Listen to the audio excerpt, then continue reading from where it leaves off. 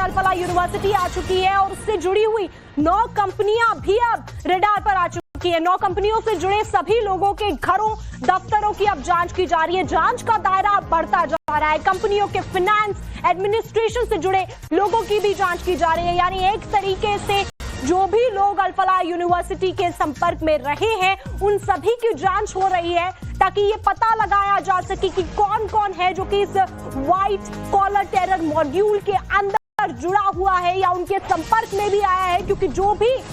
आतंकी उमर के संपर्क में भी आया है उन सभी की जांच की जा रही है।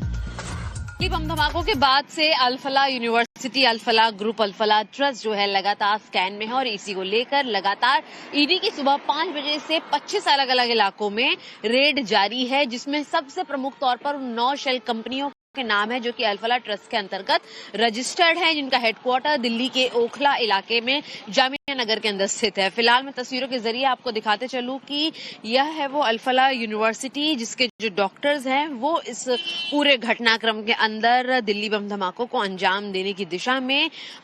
पार्टिसिपेट कर रहे थे। बाकायदा इसकी प्लानिंग में, प्लॉटिंग में, एग्जीक्यूशन में उनका हिस्सा था। फिलहाल जब हम आपको बता रहे हैं इसी यूनिवर्सिटी की अगर हम बात करें, अल-फलाह यूनिवर्सिटी की, तो लगातार स्कैन में है कि इसके अंदर काम करने वाले डॉक्टर्स आखिर किस तरह से आतंकवादी गतिविधियों के अंदर संलिप्त थे। फिलहाल जिस तरीके से मैं आपको ये तस्वीर दिखाते चलूं कि अल-फलाह यूनिवर्सिटी जो है इसी के अंदर एक प्रॉपर्टी है जो कि बॉयज हॉस्टल की है, वो भी अंडर स्कैनर है ईडी के कि आखिर इनकी फाइनेंशियल ट्रेल क्या है, इनकी इन्वेस्टमेंट क्या है, इनके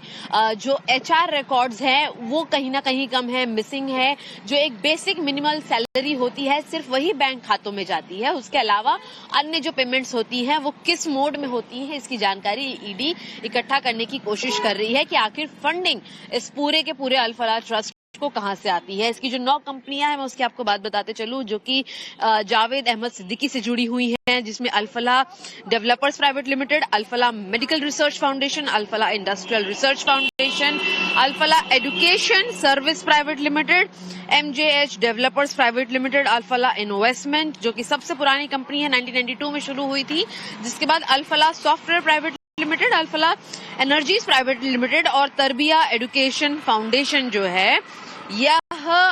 इसके 9 कंपनियां हैं, जिससे जुड़े हुए जो लोग अकाउंट्स देखते थे, फाइनेंस देखते थे, इनकी हायरिंग देखते थे, इनकी मैनेजमेंट देखते थे, इनकी फंडिंग देखते थे, उन सभी से जुड़े हुए लोगों के घरों पर, दफ्तरों में फिलहाल रेड की जा रही है। सबसे इंटरेस्टिंग बात यह है कि अलग अलग ट्रस्ट होने के बावजूद, अलग अलग इंफ्रास्ट्रक्चर होने के बावजूद जो इनका एक हेडक्वार्टर है वो जामिया नगर ओखला नई दिल्ली के अंदर मौजूद है, जिसके कॉमन फोन नंबर्स हैं, कॉमन ईमेल एड्रेस हैं और कॉमन बैंक अकाउंट्स भी हैं। और इसीलिए शक गहरा रहा है कि इतनी सारी अलग अलग इलाकों में फैली हुई कंपनियों के लिए एक ही मैनेजमेंट कैसे जिम्मेदार है, क्या पैसे भी एक ही जगह से आते थे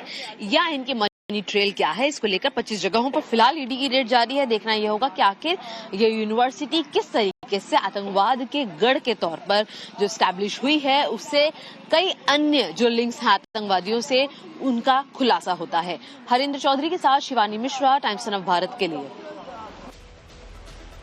अल-फलाह यूनिवर्सिटी से जुड़ी हुई एक और